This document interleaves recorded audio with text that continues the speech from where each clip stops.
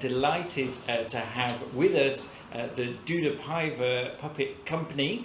They've been doing a workshop for the past 2 days with us, and also there'll be a performance tomorrow night, the UK premiere of Joe 5, both of which are going to be done by our guests, Josse. So please join me in welcoming Josse.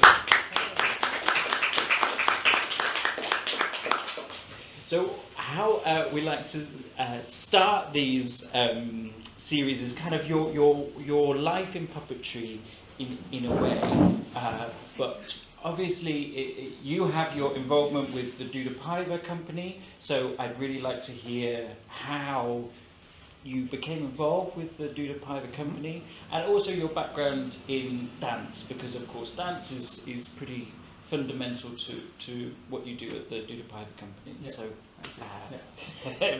a bit of a starting point, just to Good. I like the story, so that's nice. I like the story personally.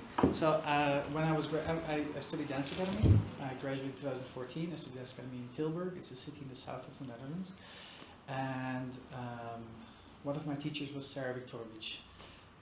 She used to work with Duda back in the day when they were both dancing for Itzika Lily in Dansgroep Amsterdam. So I loved to work with Sarah. It was nothing with puppetry, it was just dance. But then for my graduation solo, we had to make a short solo of 6 minutes. And I was working with a coat, and it became a puppet, and I didn't know what puppetry was at that point. I had no idea actually. And I made a solo of 6 minutes with this puppet, kind of puppet, so it was in front of my face. I did it. I was dancing with this coat on a Brazilian bit of music, Zingaro. I don't remember the singer.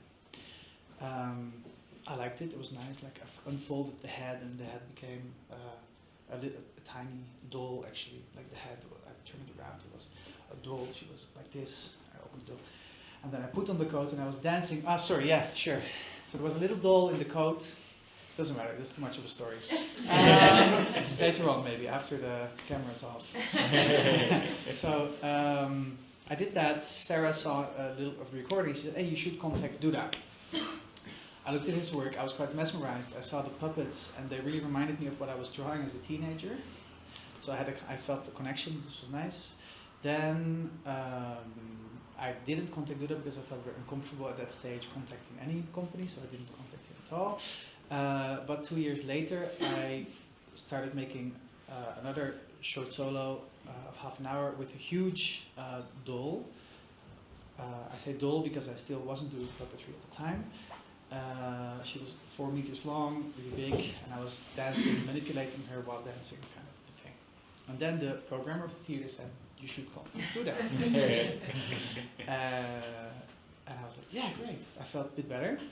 Then she did it for me, which was so nice, and she arranged that I could take part in the workshop that was going on right 2 weeks after we met, actually. And the rest was history. Like I was there, I felt like a toddler in a candy shop. Really happy. The puppets were amazing, mesmerizing, and it clicked, and I started working there. Okay. And how did it kind of play out from there when you kind of maybe you make a connection and Duda kind of sees that you have an affinity with these kind of puppets, because of course, you know, they're kind of unlike any other, unlike a traditional puppet at least. So how does that work? And then what's your role in the company now? What's my role in the company now, and how did Duda kind of saw in between the rough exactly. pieces of foam what was happening.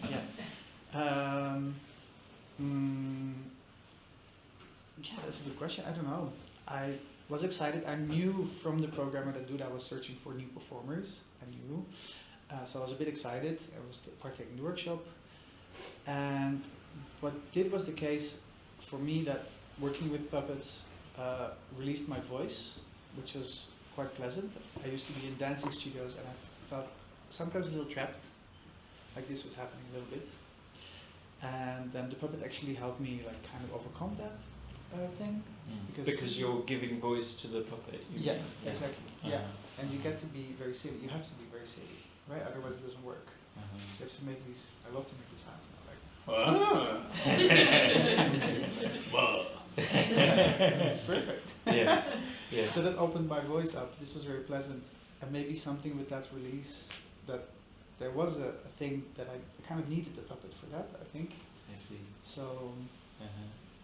Yeah, I think Duda saw that and was like, okay, this works. Let's try.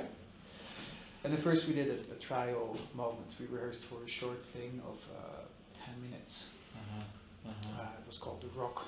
There was a little pigeon. You had to fly the pigeon. And I was thinking, I have to be very... And Duda said, no, just fly the pigeon like this. It was great. The pigeon goes flew. So, Yeah. But that's interesting. The way movement is kind of ascribed to these objects is often maybe leaning into the material that you're using. Right? Completely. It's not necessarily mimicking real life. Rather, it's it's an exploration of movement. Yeah. Yeah. So, do you do shows for the company, and you also do workshops? Is that right? Uh-huh. How does that play out? Are you on certain shows? Like obviously Joe 5. Yeah. You maybe you're selected for this show, or That's how it goes. uh-huh. Yeah. There's especially right now. There's a lot of dancers that are kind of swarming around the company. We're all freelancers. It's a bit how the field of Netherlands works right now. Nobody is really hired with a contract, so you're a freelancer. And completely looking at this.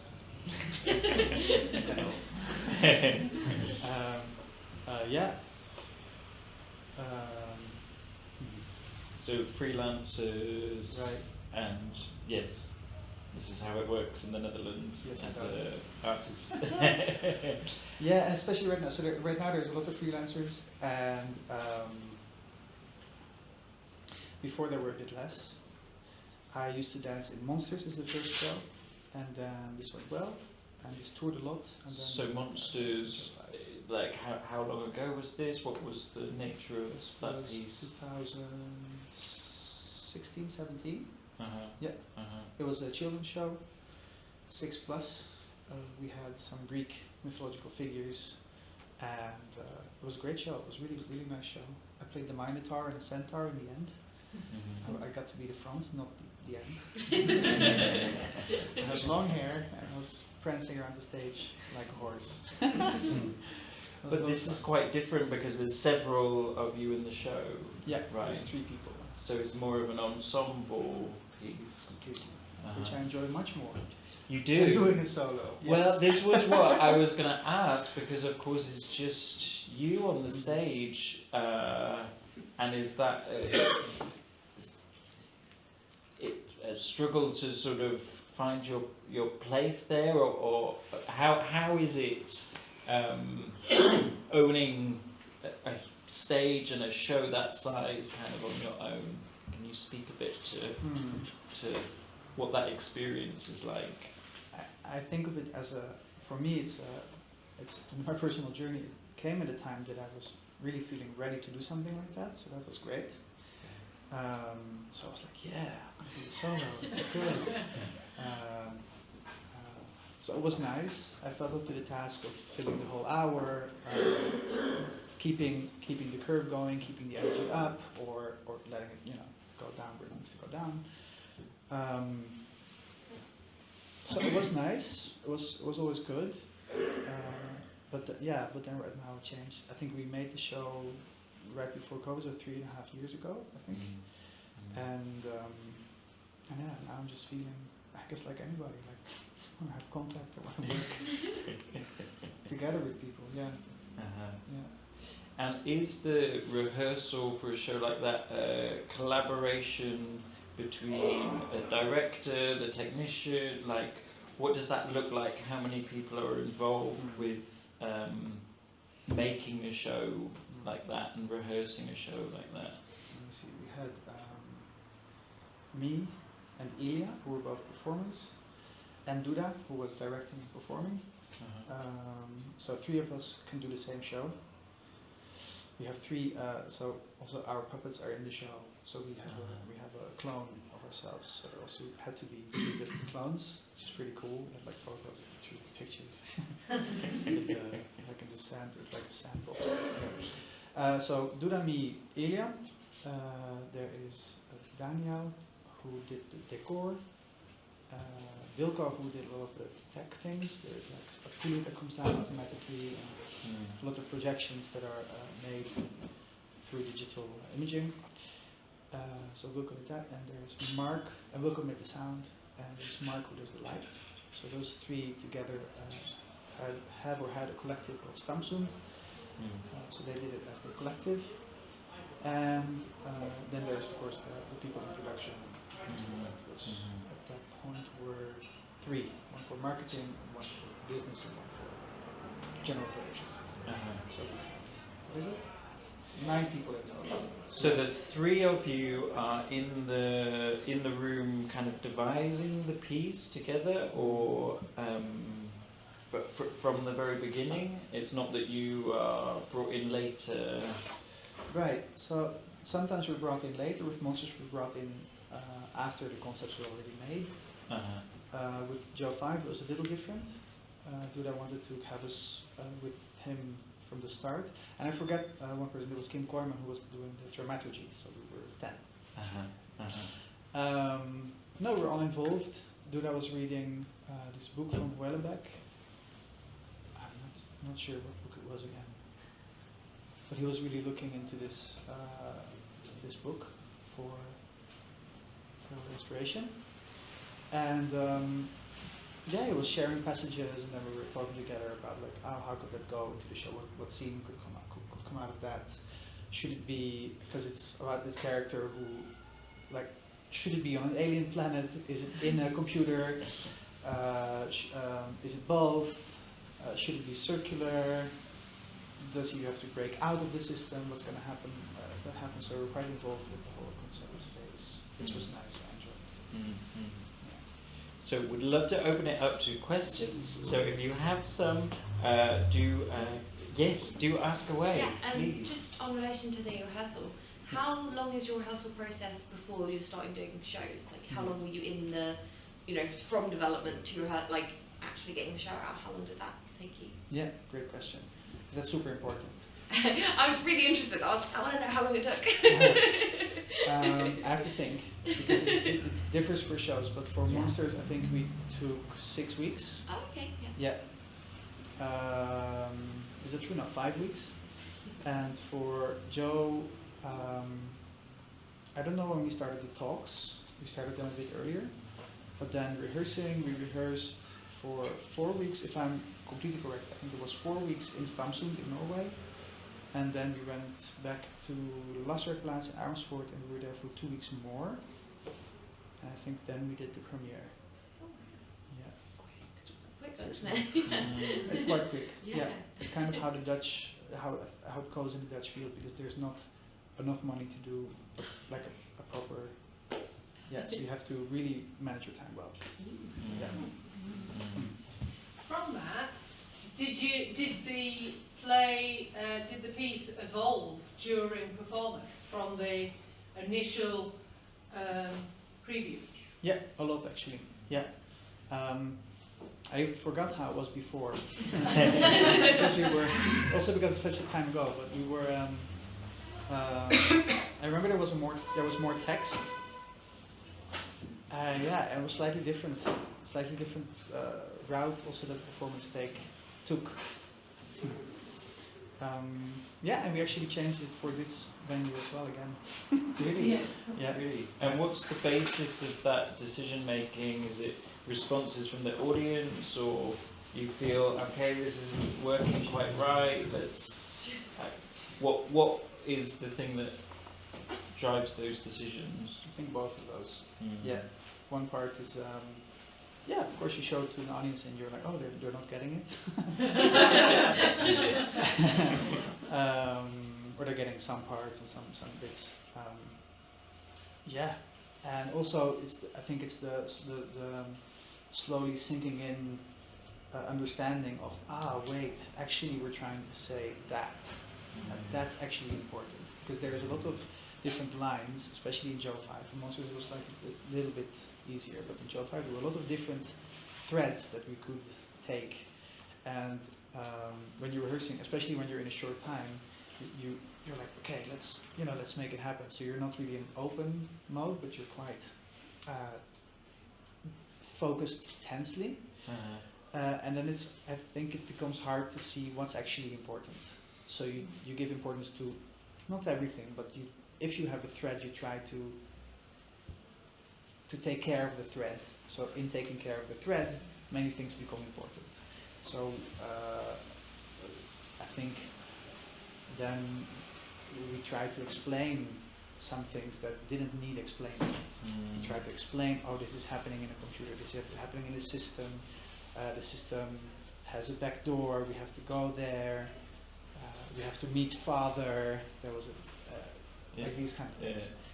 And actually it's not important for the audience to know if you meet father or whoever you meet. If you meet the puppet and something happens in the intimacy of that physical happening, the visual happening, that's it. No, but it can be. And I think in puppetry often it is clarifying that story and making it very straightforward, because sometimes all these details are maybe a bit lost and not so important, like you say. So another No, go ahead. I think of the word straightforward.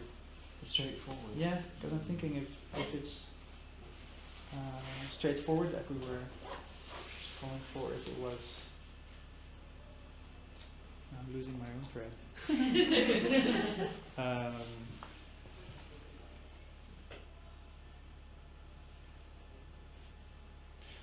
Or letting it take its own route, more or less. Not trying to put a story where there is, not trying to put a story, but trying to be like, okay, this is happening in between that puppet and the performer. Okay, great, that's a scene that works. There is relations to that, to the next scene. Okay, good. Do we have to explain those relations? Do we have to tell the audience, this is the relationship? Or can we keep that to ourselves? Because we know the story. We know what it's all meant to be. So it's even easier. Eventually you start to understand, you do it again, you start to understand, okay, wait, this is explanatory text, and this is actually poetic. And you know, and the moment you know, and then you can just cut the whole explanatory text and put it, and that's all. Yeah. Amazing. That's it. You find it. Yeah, you just So another aspect, I think, of the Duda Paiva sort of, obviously, and I take it you're all dancers, the performers? No? Okay. So puppeteers as well, or okay. So yes, but obviously dance is a huge sort of part of the performance. But there's also these puppets, and am I right in thinking they're all made by hand? And who makes the puppets, and how does that work? I don't know. Does anybody know, or is this like a mythology? I don't know. I don't know. Let's do that. Like, you don't know? No, I know. No, I know, but I'm just wondering if anybody else knows, or if it's like if I'm breaking a myth or something. No, nobody knows. No. So I'm breaking a myth. Okay. No, I think it's not a secret. So maybe I should call Duda. I don't know. Duda used to make the puppets, right? He learned from 3 Israeli artists that he was working with in the company with Itzika Lily. It's one of the shows that he did there. The show never premiered because there was trouble with the dancers somewhere. The show was cancelled. Some of the dancers really had a hard time handling the puppets, actually. But Duda he loved it. He was really in it, and he took time to learn from those 3 women. And he learned how to cut the puppets. He learned this kind of how to manipulate them, how to be with them, and that's how it went. So for the first shows, Duda did it. Then at some point, I think he worked together with Andre Melo, which is another Brazilian artist, and he taught Andre how to make puppets. And then for a lot of the shows, for Monsters and for Joe as well, Andre made the puppets. Okay. Yeah. And now I think Duda also is asking some other artists sometimes to commission the puppets. So this style came from the where Duda learned how to make these puppets. I think so. Yeah, I think so. Kind of similar style of. I do really think it's Duda's own way of digging into something. Especially if you look to some of the older figures like King. There's this puppet that's called King, and he is this very fleshy, like the muscles are very clear, like very defined. He's very thin. He's a bit crooked, and a bit of this, as you see in Bastard as well. I don't know who has seen Bastard. No, Bastard is a really lovely show. I love Bastard. It's Duda made a kind of version of himself, which I never realized until I already saw it 2 years later. But then it's a version of him, but like a dirty version, as if he was living on a garbage collection site for a year. But literally, the whole show happens on a garbage collection site. But it has a red beard, and I never realized it was actually Duda. But yeah, and there's Clementine as well, which is this old lady, just like, but very all the features of, like, not cartoonesque, but going towards the cartoonesque in the way of defining these features and really going into the features. And I think that's something that Duda kind of just did. I think, but I never asked. Very distinctive style. We should ask him. Yeah. He's here tomorrow, so we should ask him. And speak a little bit about how the puppets, because I was expecting all these big packets, but they come in these tiny little packets, and then they, so you have to wrap them up as, with, Yeah, and the foam condenses, right? Because it's foam, so you can really press it, so it's very easy to travel with. But it does become kind of a ritual moment. So you have the puppets. So after the show, you pack the puppets. First, you blow dry them because we're all dancers, so we sweat a lot. So you blow dry the puppets.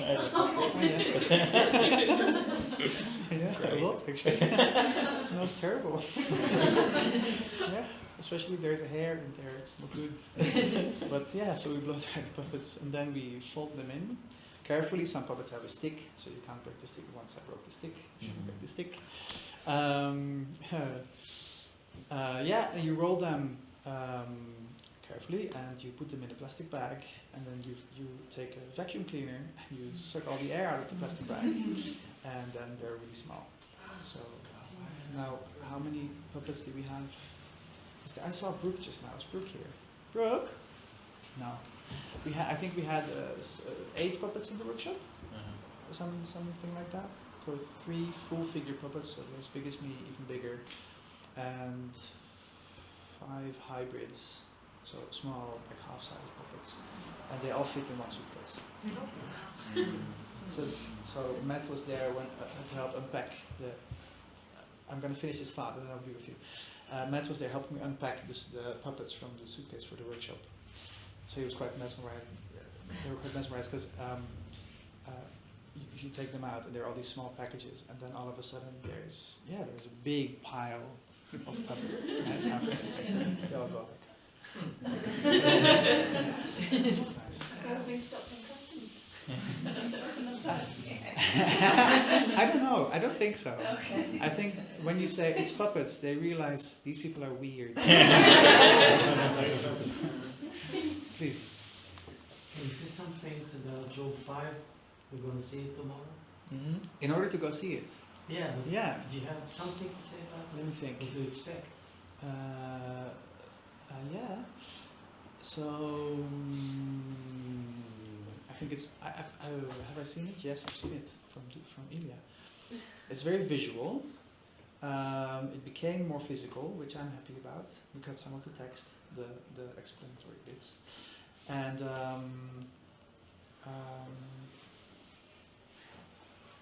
yeah, it's about this one boy guy trying to figure out how to be, I guess, in the end. And he is confronted with 3 aliens. Let's say, yeah. Cool. Yeah, just say, have you had a favourite puppet? Like one that you were like, just, puppeteering this one is just brilliant. Like, do you have a particular favourite? I have an emotional favorite. Oh, yeah. And I have a favorite, I think, but I'm not sure. I'm gonna say, so in Joe 5 there's a big spoiler. In Joe 5, the last puppet is my favorite because it allows for a lot of dance movement and it's really involved with the body, so I really enjoy that. That's why I like working with Duda Paiva, because there's this relation between the visual and the physical so clear, and I love that, so that's good. And for me, my pet favorite is the Minotaur, which was in the show Monsters, and it was this. It grows up to be a big bull, but it starts as a little ball, and I kick the ball around, and then I find the ball, and the ball tries to escape, and I grab it, and then it just pops out one more time, and I grab it again, and then it enters as a little snout. I turn my back to the audience, and it enters as a little snout from my back, and it's like. And then it becomes this baby bull, and then he grows up, and he jumps me, and he gets his horns, and then he becomes dangerous. Yeah, I used to play that show for 3 years, so I have an emotional attachment. We're friends. Yeah. It's funny how sometimes puppets, you have that connection. It's like, there's something going on here. Yeah, I think I projected so much on him. And, yeah, happened. Okay, got a couple more minutes. So, any final questions for Josse? Kind of just expanding on this idea of how the relationship between the body and the puppet. I'm curious how your own practice as a performer, as a dancer, has changed working with these various puppets, and how, what's changed in you as a performer working with these puppets. Ah, that's interesting. I don't know how to answer that question. I have to move to answer that question. Yeah, sure. I know that working with puppets, you have to, you have to place yourself into this other object or life. So you place yourself out. So I think it did make me very aware of the space around my body. I don't know if I was that before or if that happened through puppetry.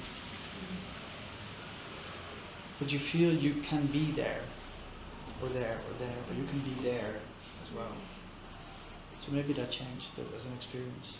To expand your awareness of your own body in relation to space and other objects and focus. Yeah, kind of. Focus. Yeah. Maybe skin, just expanded my skin a little bit. But it is an extension of yourself in a way, right? This style of Pardon? Because Excuse the movie. because you as a puppeteer, it's not as if you're hidden or anything. It's a extension on yourself in many ways, or a kind of adaptation of yourself, or. Yeah, it must be interesting to. Is there a transformative relationship with the body there? Yeah, totally. Actually, I think of it. This is kind of what I enjoy also as a dancer or dance researcher. That how do you experience the body anyway? So there's this one neurologist that I appreciate. His name is Antonio Damasio. He's he's a neurologist and a philosopher, and he writes these big books about how you actually map or how you relate to your body through your brain, how your brain does it. And this, for me, how he explains that in this way that I cannot reproduce. It explains to me how I experience my body as a dancer, which is great. So it's kind of like weight is very important and remains important, but you can also experience, like if you had a lot of experiences with objects, or you carry objects and you pull objects towards you, and you know, in your life as a baby and you become an adult, then you had all these experiences, and somehow, if I look at the microphone, I can feel the weight of the microphone, because I had lifted a lot of objects that are quite similar. So I simulate that inside my brain, right? But I do make a physical relation with it, so I kind of hallucinate this physical relationship. So the same is with puppets, that I'm kind of hallucinating this puppet being my body as well, because I have to have this relation with the puppet, otherwise I can never perform, because I have to think, if I have to think the puppet every time I do an action, it doesn't work. The puppet has to, in the workshop today, in the workshop yesterday, we had a great day, went up, shared a lot of technique.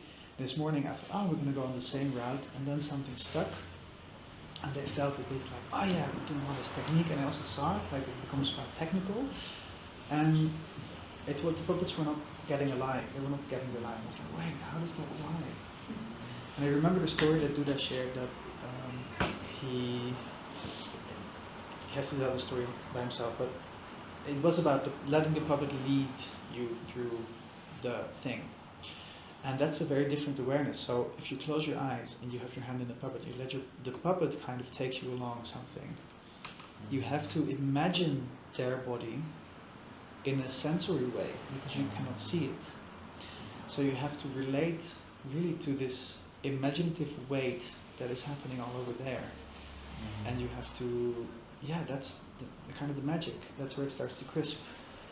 And we did this exercise then this morning, and all of a sudden the puppets got their life. The performers slowed down, it didn't become technical at all anymore. We did that later, because it's also important. But it was very beautiful. It was intimate. So that's about time, but Josse is with us. Well, you're loading in tomorrow, and of course Duda is with us tomorrow as well. So please join me in thanking Josse.